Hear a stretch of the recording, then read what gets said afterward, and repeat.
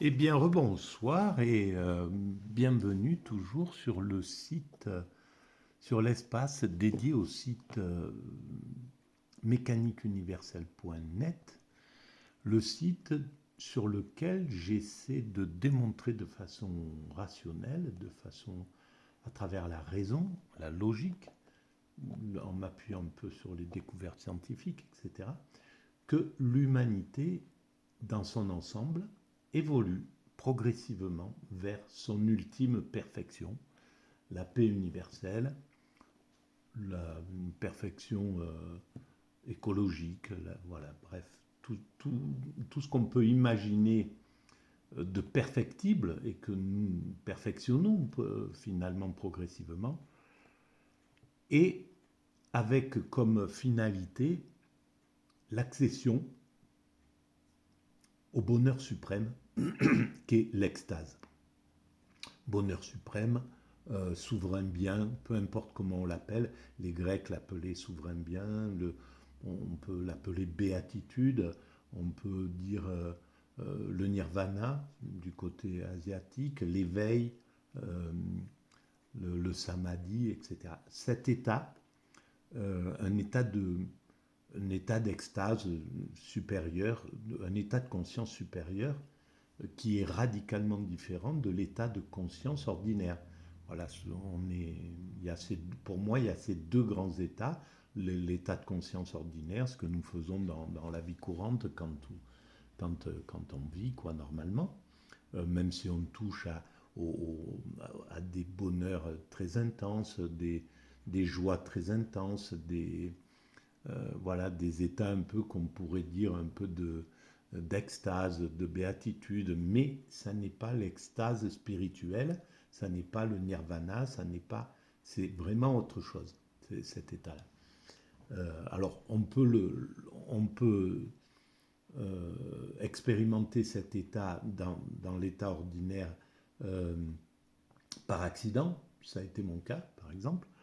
On peut aussi chercher à atteindre l'extase. C'est le cas des sages, les moines zen, dans dans le soufisme, les expérimentateurs du soufisme. Toutes les religions, toutes les grandes mystiques ont des grands mystiques comme ça qui ont expérimenté, depuis la nuit des temps cherchent à expérimenter, à atteindre cet état-là. C'est un état de fusion avec le principe créateur, de fusion avec Dieu pour les religions qui pensent, qui pensent que le principe créateur, c'est Dieu, c'est le Dieu dont il parle. Et par exemple, dans l'hindouisme, c'est l'atteinte d'un vide, mais d'un vide absolument majeur, quoi, et qui correspond au divin en réalité. C'est la même chose. Voilà. Et donc, dans cet état, c'est un état de fusion avec l'ensemble de la création. Je l'explique sur des vidéos antérieures que vous pouvez retrouver si vous cherchez à Dieu, extase, sur le site YouTube. Vous trouverez des vidéos qui expliquent justement ce que c'est que cet état. Voilà. Alors, pour, euh, pour, pour démontrer cette évolution, de l'humanité vers son ultime perfection, je m'appuie sur des ouvrages que je rencontre, que j'achète au hasard dans des, à l'armée du salut, ou voilà, au secours catholique, au secours populaire, etc., sur les vides-greniers. Et là, j'ai acheté dernièrement cet ouvrage de René Jean Dupuy, un juriste en droit international, donc qui s'intéresse justement aux grandes lois à, à ce qui unifie cette humanité, au concept d'humanité, comment il se développe dans l'humanité justement. Il y a des siècles en arrière, on n'avait pas ce concept d'humanité comme on le conçoit aujourd'hui, où nous connaissons l'ensemble des êtres humains qui composent notre espèce. La famille humaine. Maintenant, on sait qu'on euh, qu'on est, voilà, une grande, une grande famille en somme, hein, même s'il y a encore des gens qui résistent à cette idée et qui résisteront encore sans doute pendant quelques décennies. Mais on atteindra à un moment cette vision universelle. Voilà. Et donc, ben, je vais reprendre l'ouvrage où je l'avais laissé. Et je découvre en même temps, je lis, je découvre et je commente éventuellement. Alors, on était, faut-il, on était à cette idée-là. Des tensions telles que les haines raciales offrent une bien faible image du régime d'intolérance exacerbée qui risque de s'instaurer demain sans même que les différences ethniques doivent leur servir de prétexte. Faut-il désespérer de trouver une règle acceptable de coexistence? C'est là, il traite de tout le travail qui se fait à l'ONU, donc aux Nations Unies, l'ensemble des pays qui sont membres, pratiquement la totalité de la planète, sont unifiés à travers les règles qu'ils édictent, les décisions qu'ils prennent, etc. Symboliquement, l'humanité est unie à travers ses représentants des nations qui sont à l'ONU. Même si pour l'instant l'ONU est injuste, l'ONU n'a pas atteint sa perfection, l'ONU ne remplit pas encore son rôle de père absolu des nations capables de gérer toutes les nations et de neutraliser celui qui veut s'imposer au détriment de son voisin ou voilà ou qui veut attaquer un autre ou voilà maltraiter un voisin et qu'il soit capable de dominer les dominants actuels, dominer les États-Unis, dominer les Chinois, dominer les Russes, les BRICS, etc., l'OTAN. Donc qu'il soit plus fort que l'OTAN, plus fort que l'armée chinoise, plus fort que, etc. Voilà. Et l'ONU est destinée à atteindre ça. Et en plus qu'il devienne absolument juste. Donc on trouve le moyen pour qu'il ne soit pas vampirisé par une puissance. Actuellement, même si là, on a trouvé une astuce vraiment incroyable quand même, qui permet à ce que l'ONU, au fond, ne soit pas complètement vampirisé. Il peut pas. Si par exemple il n'y avait pas le droit de veto, euh, les États-Unis ou les Chinois pourraient décider une intervention en s'alliant, en corrompant les autres membres, voilà. Et en ayant la majorité, je ne sais pas, on peut tout imaginer.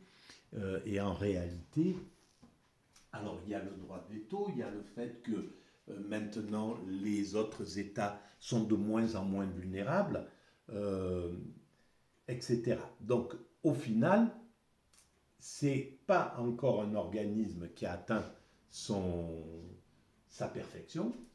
Loin de là, il lui faudra encore des décennies, voire des siècles peut-être, mais il atteindra sa perfection. Voilà. Et à ce moment-là, eh bien, la paix sera réalisée. Alors, je commence à lire.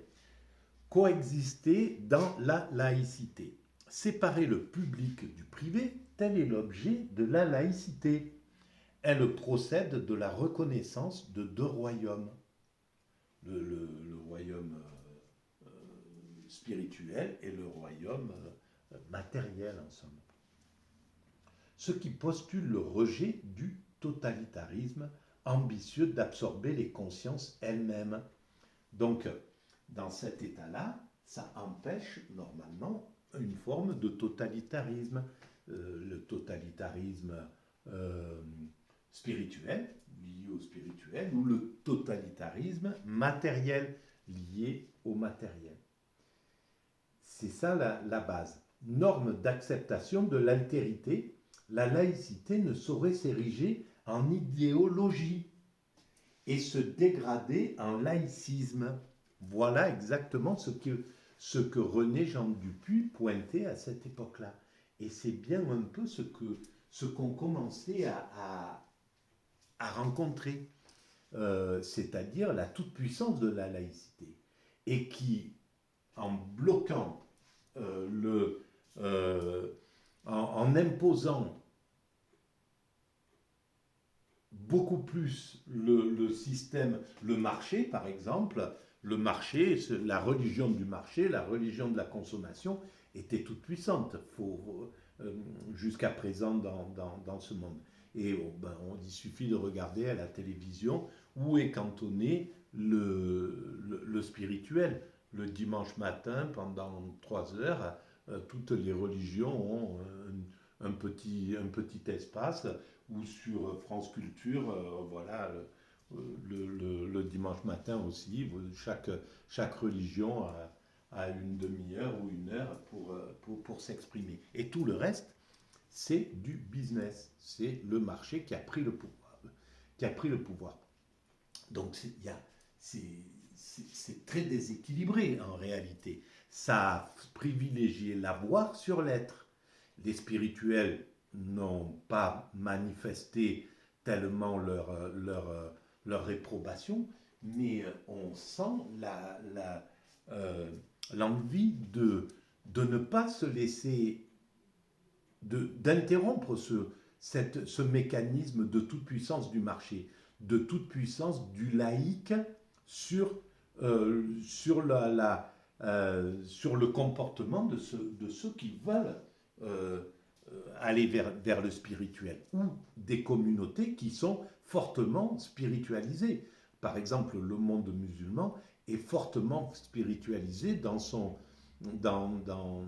les pays qui sont musulmans, par exemple. C'est quelque chose qui rythme entièrement l'existence, une grande partie de l'existence. Ça n'empêche pas de vivre, d'avoir des activités, de faire les choses. Mais il y a des appels à la prière réguliers, il y a des rites qui sont à conserver, il y a un ramadan à faire, il y a un pèlerinage à faire, enfin tout un tas de façons de vivre qui fait qu'au cœur de l'islam, au cœur du monde musulman, l'islam est présent.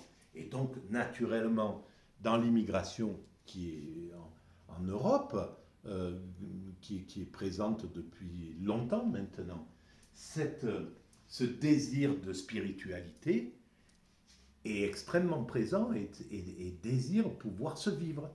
Et là, on voit à quel point la laïcité a quand même a montré son niveau, selon moi, d'intolérance, malgré tout, d'agressivité, en fait. Alors, et évidemment, dans ce type de lutte entre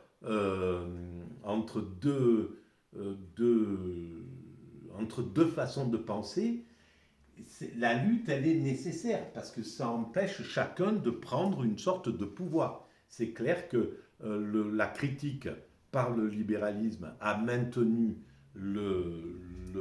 les ultra-religieux dans une proportion où ils devaient maîtriser euh, leur propre désir comment on pourrait dire,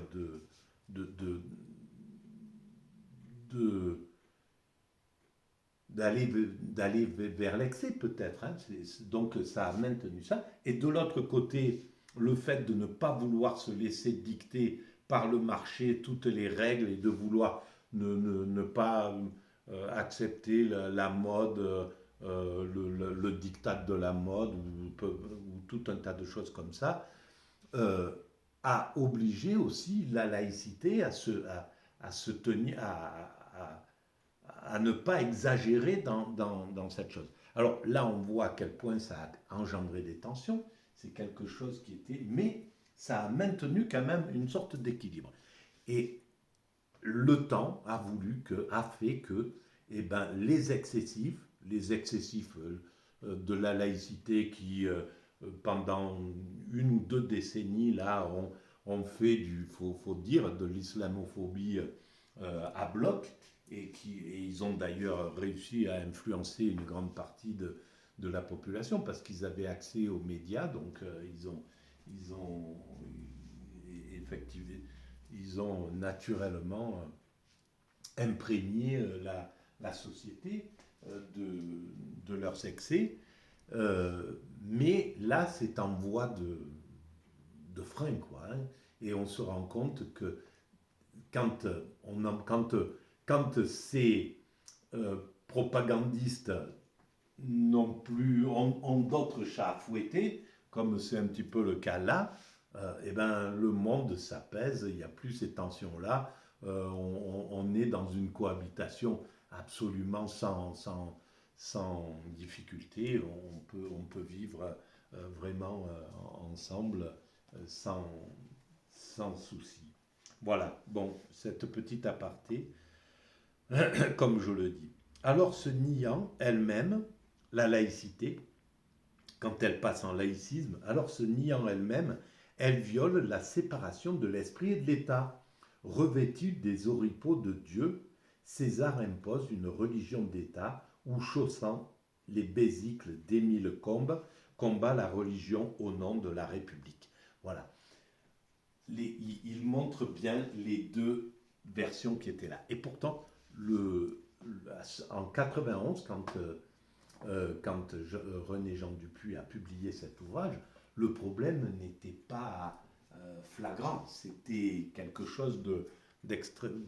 Voilà, on sortait un petit peu de touche pas à mon poste, à mon pote, je veux dire, touche pas à mon pote plutôt. On était plutôt dans quelque chose euh, une avancée qui se voulait fraternelle. Il y avait vraiment une tentative d'aller vers la fraternité, vers euh, une autre vision intercommunautaire. Voilà. Alors après, des choses s'y sont greffées, le contexte international a agi, des injustices ont poussé des êtres humains vers vers l'ultime, vers l'extrême violence, un peu partout dans le monde. Et ça a évidemment eu des répercussions en Occident. Alors, c'est l'évidence. L'observation par toutes les nations de la laïcité à l'intérieur aurait pour effet de la projeter dans leurs rapports mutuels. De 1870 à 1914, la circulation des idées a bénéficié en Europe d'une liberté presque illimitée. Alors voilà, la laïcité, elle a été fondamentale, parce que dans cette période-là, l'Église euh, été, euh, avait une influence énorme sur la conduite des gens. Il y avait des choses que les gens ne pouvaient pas faire, il manquait de liberté. Et elle était un peu dans tous les rouages, dans la politique, dans l'éducation, etc., etc. Et elle ne voulait pas lâcher prise à ce niveau-là. Donc, l'excès laïque a eu pour effet d'obliger le religieux à faire un petit peu le deuil de sa toute-puissance, de faire un peu sa dépression dans son coin. Et le laïc a pris le pouvoir pendant cette période, ce qui a bénéficié à toutes les idées progressistes de passer. Évidemment, c'est quelque chose d'important. Et c'est clair que la laïcité doit permettre aussi à l'islam de pouvoir corriger ce qu'elle peut avoir à corriger. S'il y a des oppressions envers les femmes à certains endroits, etc., mais c'est loin d'être stéréotypé comme les gens voudraient bien le croire. La liberté et l'émancipation des femmes dans le monde arabe est bien plus intense que ce qu'on peut imaginer. Voilà. Et donc, Mais évidemment, cette lutte, elle est au bénéfice des deux en réalité. Normalement, si la laïcité était moins athée que ce qu'elle est, ben, elle pourrait laisser passer un petit peu du spirituel dans sa vision. Ça pourrait l'adoucir un peu. Et d'ailleurs, c'est ce qui se passe. Il y a, euh, voilà, dans la confrontation, les hyper-laïcs sont bien obligés d'entendre ce que les spirituels ont à dire et qui est loin d'être idiot, absurde, etc. Voilà. Par exemple, moi qui suis dans ce travail absolument euh, lié à la raison, à la logique, je, je pense qu'il est bien plus logique de penser qu'il y a un principe créateur, que donc les religions ont plutôt raison, plutôt qu'il n'y a rien, que ce monde s'est constitué comme ça, et que voilà, il serait vide d'intelligence supérieure ou de principe créateur, que ça aurait été presque accidentel, cette création. Ça me paraît totalement stupide de pouvoir penser ça. Bon, bref. Mais voilà l'idée. Alors, la circulation des idées a bénéficié en Europe d'une liberté presque illimitée. Entre elles, le choix appartenait aux consciences. Un enrichissement singulier de l'esprit européen, résultat de cet essor de la communication et de la compétition des idées. Voilà, c'est clair que ça a dopé le progrès technique, le progrès matérialiste. L'Occident a bénéficié de cette laïcité et du fait que la religion, depuis très certainement depuis les Galilées, à cette époque-là, elle a commencé un petit peu à lâcher prise sur le... Elle était moins oppressive, elle a laissé le progrès se dérouler parce qu'elle était dans le pouvoir. Donc ça l'arrangeait que les pays où elle était inclue, la religion catholique, soient en avance techniquement, technologiquement, qu'ils puissent s'imposer sur les autres civilisations et aller s'enrichir aux dépens des autres. Donc l'Église s'enrichissait de la même manière. Donc là, c'était parce que la religion, à ce moment-là, a, a fait tomber s'est éloigné du spirituel en réalité, pour aller plus vers le matériel. C'était ça qui l'intéressait. Voilà. Il y a toujours eu le courant, effectivement, spirituel. Hein, c'est la controverse de Valladolid.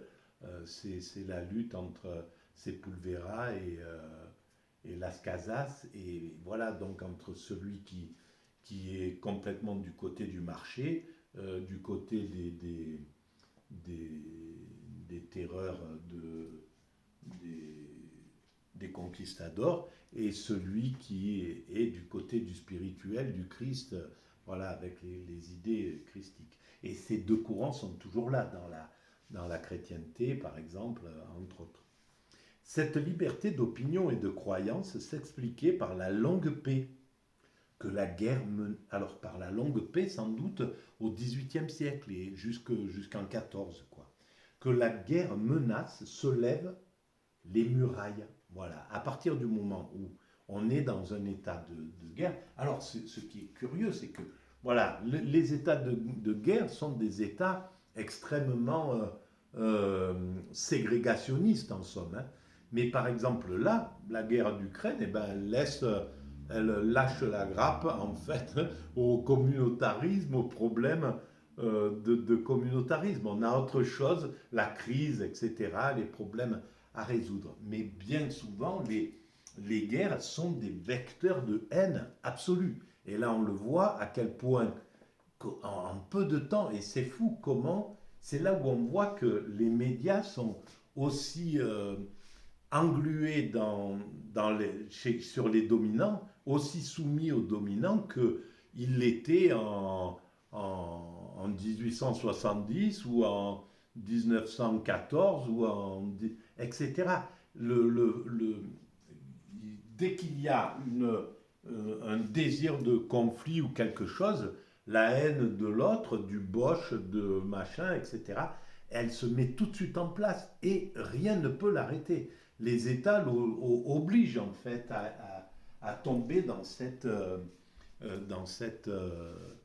comment on appelle ça, dans ces caricatures et la vérité est complètement écartée du système. Il n'y a plus du tout là, ce qui est raconté sur l'Ukraine, il n'y a pas de la vérité, elle est pas plus du côté des Occidentaux que du côté des États-Unis. Et quand on lit un peu l'histoire, quand on comprend, quand on se plonge vraiment dans la réalité des choses, on se rend compte à quel point la manipulation est à son comble, et en Occident, à bloc, comme ailleurs. Voilà, il n'y a pas plus du tout de vérité là. C'est pas... et ce qui est vraiment curieux, ce qui est paradoxal, c'est que les médias actuels se laissent embarquer encore par le système, quoi.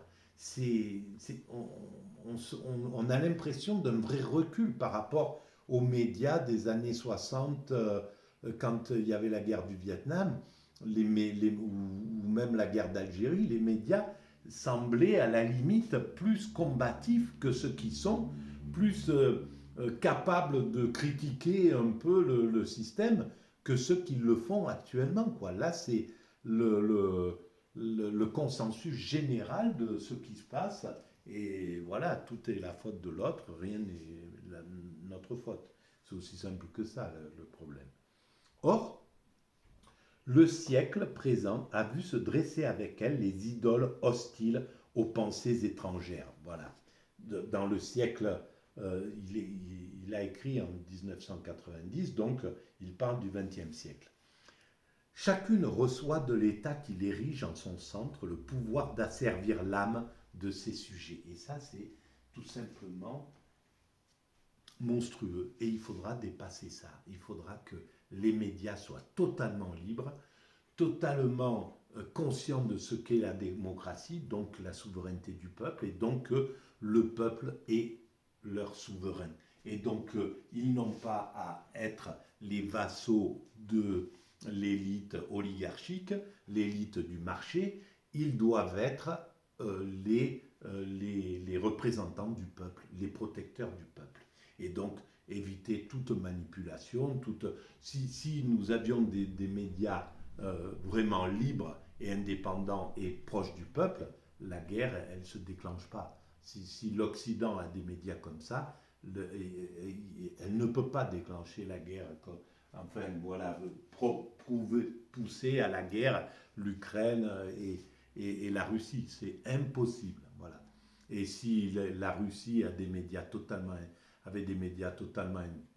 indépendants, il n'y a pas la guerre. Et si l'Ukraine avait des médias totalement indépendants, il n'y avait pas la séparation entre le Donbass et le reste de l'Ukraine, parce qu'il n'y aurait pas eu de maltraitance d'une partie sur la partie russophone.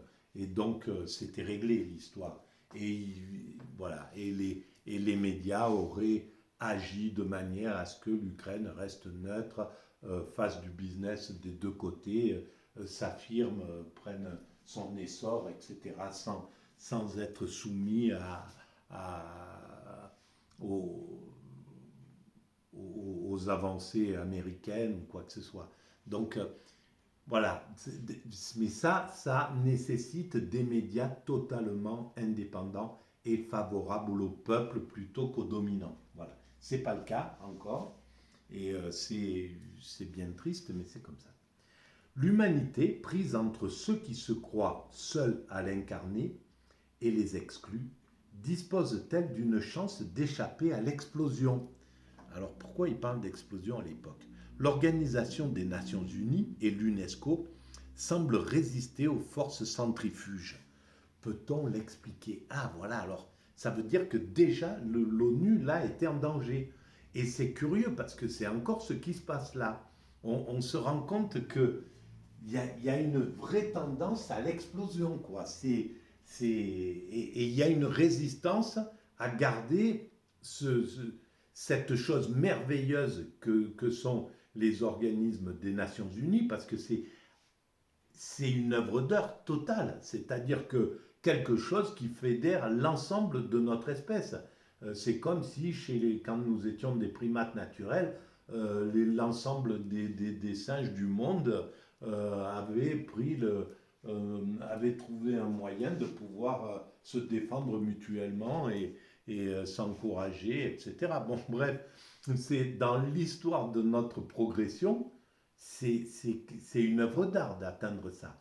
La démocratie est une œuvre d'art et les organismes mondiaux sont une œuvre d'art totalement. Alors, qui doit se peaufiner. On s'y supporte entre États, donc dans ces organismes. L'UNESCO, c'est extraordinaire quand même, la protection du patrimoine sur la planète et de partout, quoi. Au nom de l'égalité souveraine des uns et des autres. Et ce qui est intéressant d'ailleurs, tiens, sur l'UNESCO, c'est que chaque année, il y a un maximum de trucs qui rentrent à l'UNESCO. Et donc, la finalité de tout ça, c'est que la planète entière soit protégée par l'UNESCO, donc sous la protection de l'UNESCO. Voilà. Et ça, c'est quand même le but, le fond des choses. Le nombre de choses qui rentrent dans l'UNESCO chaque année, c'est incroyable, hein, qui sont protégées par l'UNESCO. Donc il y a vraiment quelque chose qui est superbe là derrière. On s'y supporte entre États au nom de l'égalité souveraine des uns et des autres dans ces organismes mondiaux. On y parle d'environnement, de développement, de désarmement, évidemment. Et ça, c'est quand même vraiment énorme. Il y a eu ce petit intermède là, ces 30 ans qu'on vient de passer dans la mondialisation où les États-Unis ont pris euh, la grosse tête en gros, mais parce que c'était légitime, ils étaient devenus tout puissants, les Russes étaient effondrés pendant un moment, les Chinois étaient en devenir, et progressivement, dès le début, ils se sont mis en tant que gendarmes du monde et ils ont abusé totalement de cette toute-puissance. Euh, voilà, ils ont constellé le monde de guerre en prévision parce qu'ils pouvaient le faire là, parce qu'ils étaient tout puissants, et ils savaient très bien que les Russes et les Chinois allaient monter, les BRICS allaient suivre aussi, et qu'un jour ou l'autre, ils ne pourraient plus faire des guerres comme ça, mettre du chaos un peu partout dans le monde, comme ils l'ont fait en Irak, en Libye, en Syrie, etc., au Yémen. Voilà. En soulevant les uns contre les autres. Bon, bref, il suffit de vous intéresser à ça pour voir un petit peu que la complexité, elle est là. Alors, donc on y parle d'environnement, de développement, de désarmement, et certes, on y défend des points de vue différents, mais on fait comme si, au-delà des antagonismes, on était censé se retrouver dans un commun attachement à la charte des Nations Unies, base du système. Donc, comme si on était comme si on se retrouvait dans un commun attachement à l'humanité. En fait, ça veut dire ça aussi. On va jusqu'à aborder la question des droits de l'homme et l'on touche aussi aux limites du tolérable. Mais s'ils sont méconnus ici ou là, on cherche un arrangement plutôt qu'une mise en accusation. Voilà, c'est ça, les choses telles qu'elles se passaient à l'époque. Il y a un balai diplomatique inouï, énorme, et ça c'est d'une beauté par rapport au Moyen Âge où un petit roi, n'importe quel roi, s'il lui prenait la mouche, il n'y avait pas de la diplomatie était faible, et tout de suite ouais, il commençait à s'engueuler et à partir en guerre. Donc on a évolué sur ce plan-là. Et il y a voilà, une grande partie aussi, par exemple, on a retrouvé ces tensions, par exemple, dans le monde arabe, quand ils voulaient se fédérer. Il y avait des tensions, des agressivités qui n'étaient pas gérées, justement, et qui, passant sur un système comme l'ONU, qui stimule, bloque la diplomatie, apaise justement ce type de, de réactions spontanées qui peuvent conduire tout de suite à la guerre, quoi. Sauf pour l'apartheid, que tous condamnent avec d'autant plus de vigueur que ce crime permet d'afficher l'unanimité des Nations Unies. Alors il y avait encore l'apartheid à cette époque-là, en 1991. Il faudra regarder. Je ne l'ai pas encore regardé sur la vidéo dernière. Je devais regarder déjà. En revanche, ce dialogue des États n'est pas celui des sociocultures. Il ne l'est qu'occasionnellement et au second degré, par la transparence d'un discours. Mais de toute manière, la parole est aux États, non aux cultures. La stricte structure interétatique de l'institution permet de simuler un dialogue de celles-ci sans les aborder dans leur substance. Voilà, c'est là où c'est très intéressant, un juriste qui s'intéresse justement, voilà, et surtout en droit international. Il connaissait sans doute toutes les lois des Nations Unies, les règles sur la pêche, sur les océans, sur les... voilà, bref, et c'est passionnant, faut le dire, parce que c'est vraiment, là, ça démontre vraiment l'évolution de l'humanité. Pratique qui, tout compte fait, n'est pas si éloignée d'une certaine laïcité. Voilà, dans sa bonne... avec du respect mutuel, c'est ça. Mais il y a ce respect mutuel quand même qui est là. Il y a vraiment ce respect mutuel. Là, dernièrement, il y a eu une chose à l'ONU, c'est le,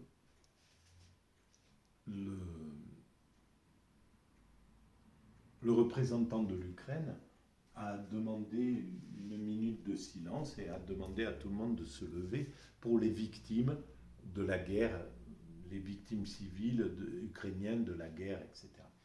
Donc, ça a été fait et le représentant de la Russie a été obligé de se lever lui aussi. Parce qu'il a résisté, mais voilà, c'était quelque chose qu'il ne pouvait pas ne pas faire cette minute de silence pour les victimes civiles. Et c'était humainement, il fallait le faire. Donc il l'a fait, il a fini par le faire. Et il a fait la même chose, il a demandé la parole, donc il y a tout un protocole pour reprendre la parole, il a redemandé la parole et il a demandé la même minute de silence pour les victimes du côté du Donbass, donc qui sont les victimes russophones qui étaient bombardées par les Ukrainiens, et il a obligé donc tout le monde aussi à se lever, et tout le monde en tiraillant aussi, parce que ça a été difficile, on le voit dans le... Mais c'est une image qui est très importante, ça montre que on peut communiquer, on peut... Voilà, là la diplomatie, elle est à son summum dans ces moments-là. Donc, est-ce que je vais, combien 38 la déclaration, je continue, la déclaration universelle des droits de l'homme lui apporte une consécration de portée œcuménique. Selon son article 19, tout individu a le droit de ne pas être inquiété pour ses opinions. Voilà, ça c'est fondamental. Et partout, cet article est partout sur la planète, cet article est bafoué. Partout. Il n'y a pas d'endroit où ça ne se fait pas. De manière plus ou moins discrète, avec dans certains endroits, c'est vraiment, il y a l'interdiction de penser autrement que la dictate, et dans les moments de guerre, par exemple, comme maintenant, ben, la Russie et l'Ukraine, c'est fini, il n'y a plus moyen d'avoir, des deux côtés, d'avoir d'être opposant, d'avoir une idée opposée au diktat. On retrouve de la liberté en Occident. Il y a encore des gens qui passent à la télévision, qui ont une vision différente et qui peuvent l'exprimer, par exemple par rapport à cette guerre. Il y a des pays qui méritent d'aller vers cette, vers cette liberté, où la liberté de culte, la liberté de ne pas croire en Dieu, la liberté, etc., sont bafouées. Et puis, bon, toutes les dictatures, donc on sait que c'est quelque chose comme ça. Et ça, c'est fondamental. C'est aussi quelque chose vers lequel l'humanité va être obligée d'aller. Et elle ira, naturellement. Bon, ben, je vais arrêter là sur le coup, là. Mhm. Il me semble hein, que c'est ça que je vais faire. Est-ce que quelque chose me parle là pour continuer?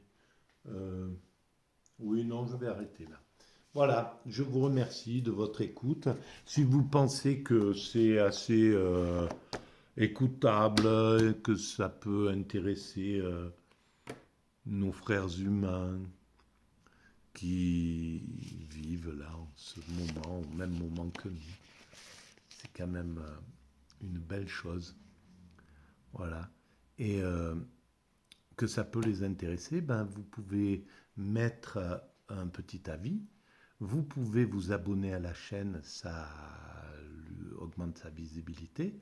Et vous pouvez proposer cet espace à vos amis. Il y a aussi moyen de faire ça. Voilà, je vous remercie et je vous souhaite une bonne soirée. Au revoir.